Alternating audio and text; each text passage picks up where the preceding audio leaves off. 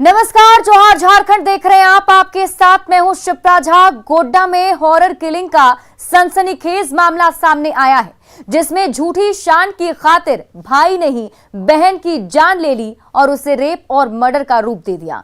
पर जब गोड्डा पुलिस की एसआईटी ने छानबीन शुरू की तो सच से पर्दा उठने लगा।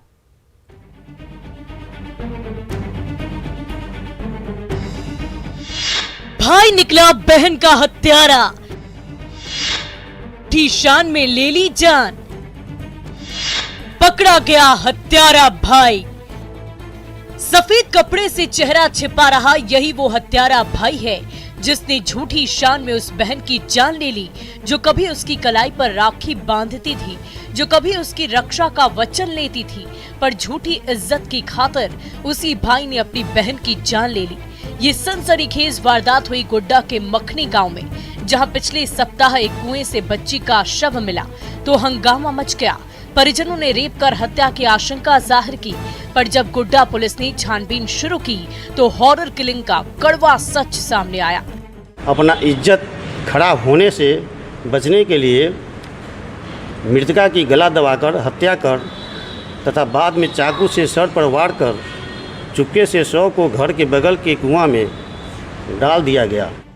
दरअसल आरोपी ने अपनी बहन को एक लड़के के साथ देख लिया था और इसी बात से वो इतना ज्यादा नाराज हुआ कि गुस्से में बहन का गला ही घोंट दिया, सिर पर चाकू से वार किया।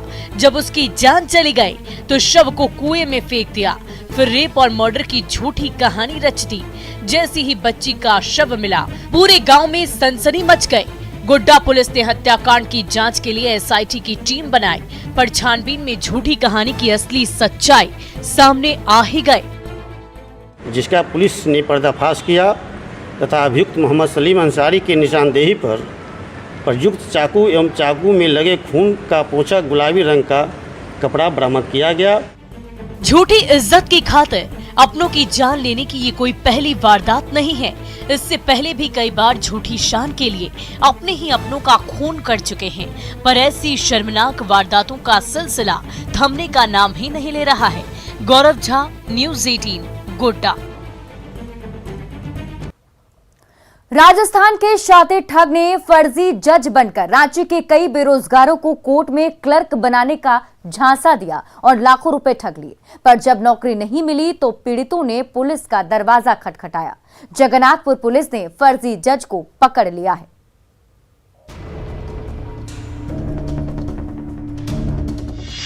फर्जी जज बनकर लाखों की ठगी, बेरोजगारों को क्लर्क बनाने का लालच, गिरफ्त में बेरोजगारों को चूना लगाने वाला। सावधान, आप भी बन जाएंगे शिकार।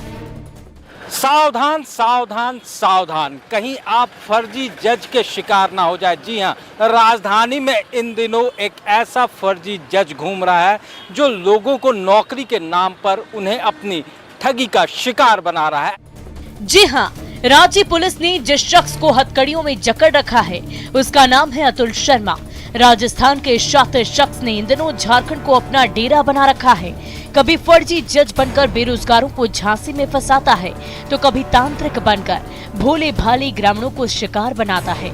इस अपराधी ने कई बेरोजगारों को झारखंड हाईकोर्ट में क्लर्क की नौकरी दिलाने का झांसा देकर लाखों की ठगी कर ली। पर जब नौकरी नहीं मिली तो पीड़ितों ने जगन्नाथपुर पुलिस के सामने गुहार लगाई। आखिरकार पुलिस ने शातिर ठग को पकड़ ही लिया। रांची पुलिस को एक बड़ी सफलता हाथ लगी है। रांची के जगन्नाथपुर थाना क्षेत्र में पुलिस ने लटमा इलाके से एक आरोपी को गिरफ्तार किया है। आरोपी हाईकोर्ट में क्लर्क बनाने के नाम पर लोगों से ठगी किया करता था और उसने लाखों रुपए लोगों से इसी नाम पर ऐंठे थे। राजस्थान का ये शातिर अपराधी पिछले कई महीने से रांची में रह रहा था। वो अक्सर एपीपी की ड्रेस पहनकर कोर्ट कैंपस में घूमता रहता और भोले भाले लोगों को झांसे में फंसाता रहता। उसने कोर्ट नंबर 7 में जज के रूप में ज्वाइन करने का सब्ज़बाग भी दिखाया और धीरे धीरे कई बेरोजगार उसके जाल में फंसते चले गए और अपनी जेब ढीली करते गए। पीड़ित नौकरी की बात करती तो वो टाल मटोल करता रहता। जब पीड़ितों का सब्र टूटने लगा तो उन्होंने जगन्नाथपुर पुलिस का दरवाजा खटखटाया और शातिर ठग की चालाकी धरी की धरी रह गए। सिविल कोर्ट में ज्वाइन करने वाला है, उसकी नियुक्ति हो चुकी है और कोर्ट नंबर 7 में उसे जगह मिली है और उसी नाम को लेकर वो लोगों को अपने ठगी का शिकार बनाता था। तो अगली बार कोई आपको भी नौकरी का झांसा दे तो तुरंत सावधान हो जाइए, वरना कोई शातिर ठग आपकी गाढ़ी कमाई हड़प कर फुर्र हो जाएगा और आप जिंदगी भर पछताते ही रह जाएंगे। ओम प्रकाश, न्यूज़ 18, रांची। स्कूल शिक्षा का वो स्थान जहां जाति के लिए कोई जगह नहीं होती, धर्म की दीवारें नहीं होती, बस शिक्षा का स्वरूप होता है। और स्कूल की जिम्मेदारी बच्चों को शिक्षित करने के साथ साथ उनके भविष्य को संवारने की होती है।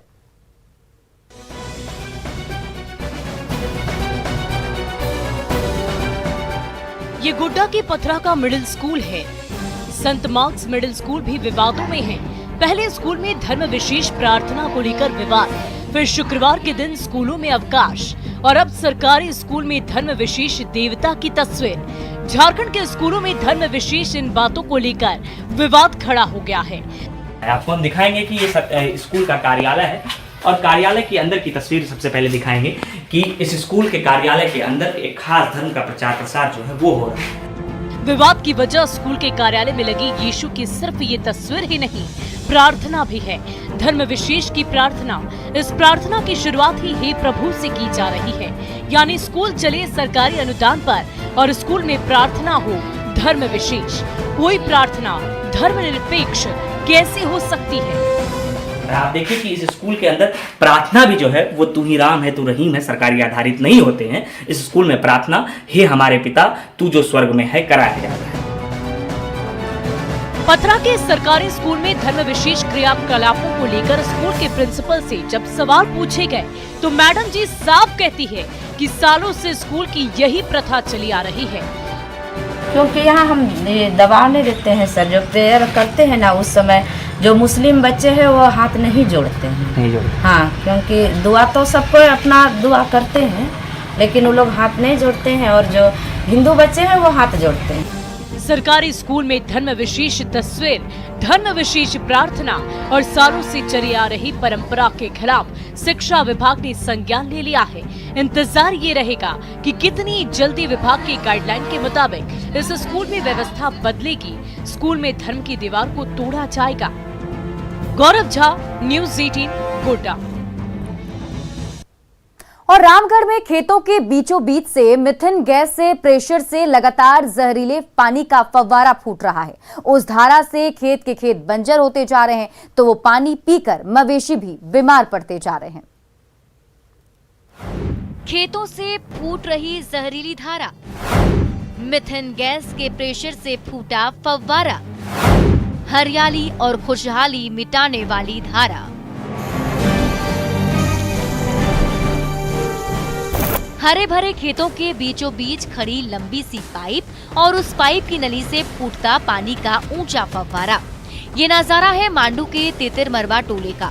जमीन के नीचे दबे कोयले का भंडार ढूंढने के लिए CMPDI ने सालों पहले इन खेतों में बोर होल किया था, पर उस समय यहाँ कोयला तो नहीं मिला, लेकिन अब वो बोर होल जरूर मिथेन गैस और पानी का फव्वारा छोड़ रहा है।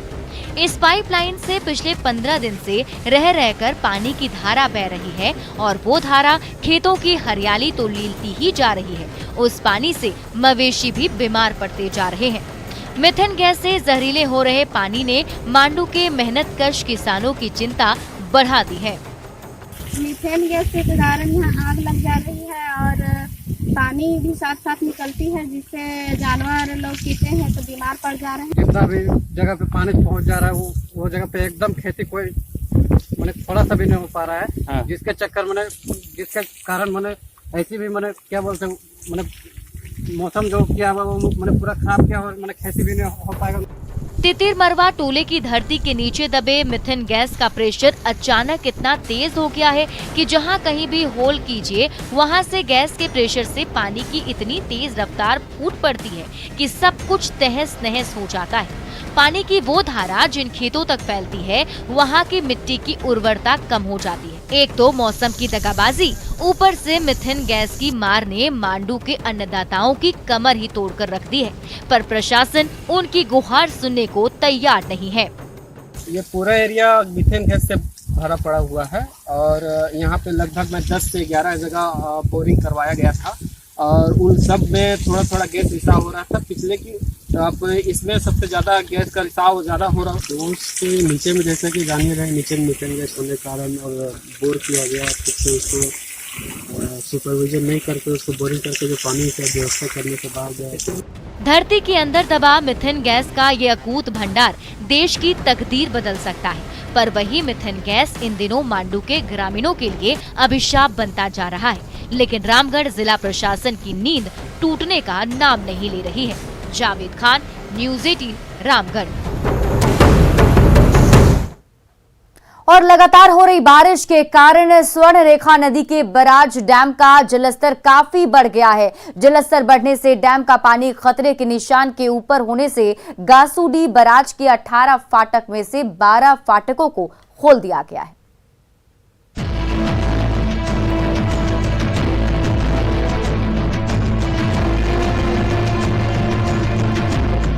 नदी का जलस्तर बढ़ने की संभावना बनी हुई है। नदी तट के किनारे रहने वाले जितने भी लोग हैं, कृपया सुरक्षित स्थान पर चले जाएं। जमशेदपुर में स्वर्ण रेखा नदी के तटीय इलाके में रहने वाले लोगों को अलर्ट किया जा रहा है। लोगों से सुरक्षित जगहों पर पहुंचने की अपील की जा रही है। बारिश की वजह से स्वर्ण रेखा नदी के बराज डैम का जलस्तर काफी बढ़ गया है। जलस्तर बढ़ने से डैम का पानी खतरे के निशान के ऊपर है। डैम के 18 फाटक में से 12 फाटक को खोल दिए गए हैं। बराज प्रबंधन विभाग की ओर से मछुआरों को नदी में उतरने से मना कर दिया गया है। सीताराम डारा थाना क्षेत्र में भुइयाडी है, जहां नदी के किनारे कुछ लोग घर बनाए हुए हैं, तो उनका भी घर डूब जाता है। तो वहां भी हमने अनाउंसमेंट करा। सोनारी का कुछ भाग है। इस तरह से भोजपुर घाट साइड में हुआ, बारेडी एरिया में, ये 3-4 क्षेत्र है। एक तरफ विभाग की ओर से संभावित खतरे को देखते हुए लोगों से सुरक्षित जगहों पर जाने की अपील की जा रही है, तो परेशानी स्वर्ण रेखा नदी के पास रहने वाले लोगों की भी कम नहीं है। बाढ़ के बीच घर बार छोड़ना पड़ता है, घरों में पानी घुस जाता है, घर का सामान बर्बाद हो जाता है।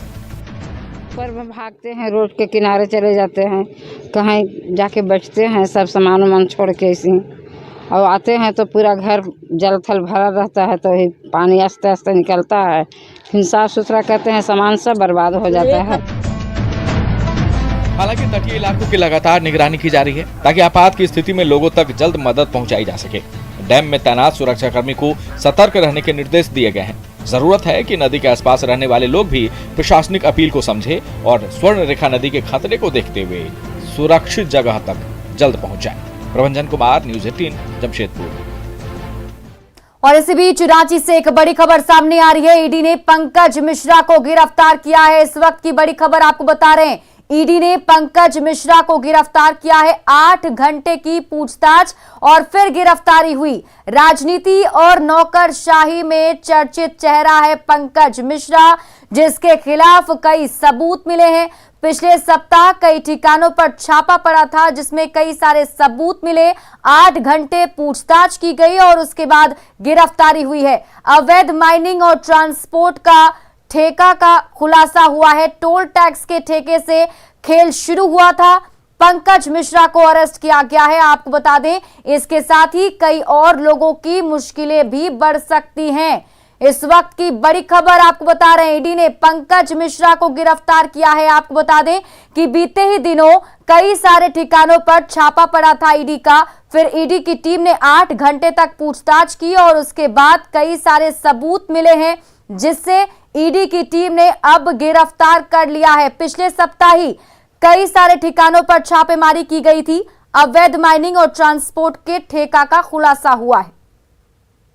झारखंड स्थित साहेबगंज टेंडर घोटाला मामले में केंद्रीय जांच एजेंसी ईडी ने एक बड़ी कार्रवाई को अंजाम देते हुए पंकज मिश्रा नाम के एक आरोपी को गिरफ्तार किया है। पंकज मिश्रा की अगर बात करें तो जिस तरह से साहेबगंज टेंडर घोटाला मामले में इसकी भूमिका सामने आई थी, इस मामले की गंभीरता को देखते हुए जो स्थानीय पुलिस के द्वारा जो मामले पहले रजिस्टर्ड किए गए थे, उसी केस को बाद में ईडी ने यानी कि प्रवर्तन निदेशालय ने पीएमएलए एक्ट के तहत उसको दर्ज किया और इस मामले पर आगे तफ्तीश कर रही थी। पिछले कुछ समय के दौरान देखा गया कि इस मामले में कई जगहों पर छापेमारी की गई। छापेमारी के दौरान करोड़ों रुपए की नकदी बरामद हुई। इसके साथ साथ कई महत्वपूर्ण दस्तावेज भी बरामद किया गया और उन दस्तावेजों को जब खंगाला गया तो पता चला कि करोड़ों रुपए का जो अवैध तौर पर काला कारोबार पिछले कई सालों से अंजाम दिया जा रहा है, जिसमें कि पंकज मिश्रा की भूमिका काफी संदिग्ध है। और उसकी इसी मामले की गंभीरता को देखते हुए पिछले काफी समय से उनको लगातार बुलाने की कोशिश की जा रही थी, लेकिन जांच एजेंसी को सहयोग नहीं करने और इसके साथ साथ इस मामले में अब तक कई लोगों का जो बयान जो दर्ज किया गया है, कई सरकारी अधिकारी कर्मचारियों का बयान दर्ज किया गया, इसके साथ ही कई आरोपियों का जो बयान दर्ज किया गया है, उन आरोपियों के द्वारा जब बयान दर्ज किया गया तो पंकज मिश्रा की भूमिका को देखते हुए इस मामले में उसे आज पूछताछ के लिए आज बुलाया गया था और पूछताछ के बाद आखिरकार देर शाम को उसे गिरफ्तार कर लिया है। अब आगे इस मामले पर पंकज मिश्रा की रिमांड मांगी जाएगी कोर्ट से और आगे इस मामले पर विस्तार से पूछताछ की जाएगी और देखना लाजमी होगा कि इस मामले में जल्द ही कई और भी खुलासे देखने को मिल सकते हैं। वीडियो जर्नलिस्ट गौरव गिरी के साथ शंकर आनंद, न्यूज 18 ईडी मुख्यालय, दिल्ली। और इस बड़ी खबर पर हमारे सहयोगी शंकर आनंद दिल्ली से लाइव जुड़े हुए हैं और हमारे सहयोगी ओम प्रकाश भी हमारे साथ लाइव जुड़े हुए हैं। सबसे पहले शंकर, आपका रुख करते हुए, पिछले सप्ताह यहां पर इनके अलग अलग ठिकानों पर छापेमारी की गई थी, आज 8 घंटे की पूछताछ हुई, क्या कुछ जानकारी छनकर सामने आ पा रही है? ऐसा क्या कुछ ईडी को मिला जिसके बाद गिरफ्तारी की गई है और आगे क्या होगा?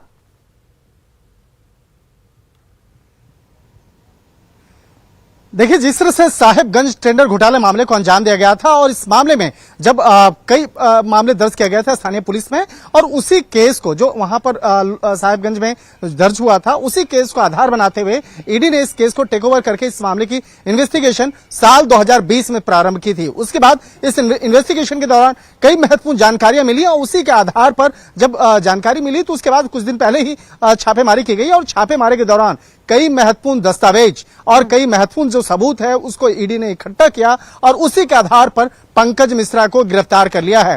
पंकज मिश्रा की गिरफ्तारी होने के बाद अब कल जो है इसे कोर्ट में पेश किया जाएगा और उसके बाद आगे की रिमांड मांगी जाएगी और जैसे जैसे इस मामले पर जो इन्वेस्टिगेशन का दायरा आगे बढ़ता जा रहा है, कई महत्वपूर्ण खुलासे होते जा रहे हैं और इसी महत्वपूर्ण खुलासे के मद्देनजर ही आज उसे गिरफ्तार किया गया है। अभी देर शाम में उसकी गिरफ्तारी की गई है, लेकिन इस मामले में जैसे जैसे तफ्तीश का दायरा बढ़ रहा है, कई महत्वपूर्ण जानकारी सामने निकल के आ रही है और खास तौर पर झारखंड के कई ऐसे जो बड़े रसूखदार लोग हैं उसकी भूमिका सामने आ रही है शंकर, और कई सारे लोग जो हैं उनकी मुश्किलें बढ़ सकती हैं और इसी को लेकर जानकारी ओम प्रकाश से भी ले लेते हैं कि फिलहाल झारखंड में और साफ तौर पर रांची में क्या कुछ देखने को, क्या कुछ हलचल मिल रहा है। ओम प्रकाश, देखिए अब पंकज मिश्रा गिरफ्तार हो चुके हैं और उसके बाद कई और भी लोग हैं जिनकी मुश्किलें बढ़ सकती है आने वाले दिनों में।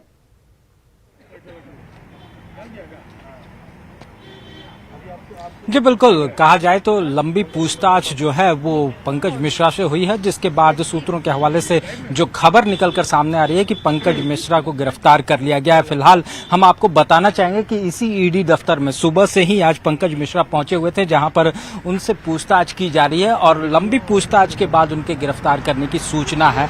फिलहाल कहा जाए तो ईडी अधिकारियों के द्वारा पिछले सप्ताह ही 19 ठिकानों पर छापेमारी की गई थी, जिसमें कि करोड़ों की नकदी भी बरामद हुई थी, वहीं कई अहम दस्तावेज भी बरामद हुए थे, जिसमें कहीं न कहीं बात की जाए तो अवैध माइनिंग से जुड़े हुए कई खुलासे जो हैं वो ईडी को मिले थे, जिसके बाद पंकज मिश्रा को लगातार 2 बार सम्मन भी जारी किया गया था। लेकिन पंकज मिश्रा की अगर बात की जाए तो बीमारी का हवाला देते हुए वो ईडी के पूछताछ से बच रहे थे, लेकिन आज चलिए आप इस पूरी खबर पर नजर बनाए रखिए। ओम प्रकाश, बहुत बहुत शुक्रिया तमाम जानकारी के लिए और शंकर आपका भी बहुत बहुत शुक्रिया तमाम जानकारी हमारे साथ साझा करने के लिए। और फिलहाल इस बुलेटिन में अभी के लिए बस इतना ही, लेकिन न्यूज 18 बिहार झारखंड पर खबरों का सिलसिला लगातार जारी है।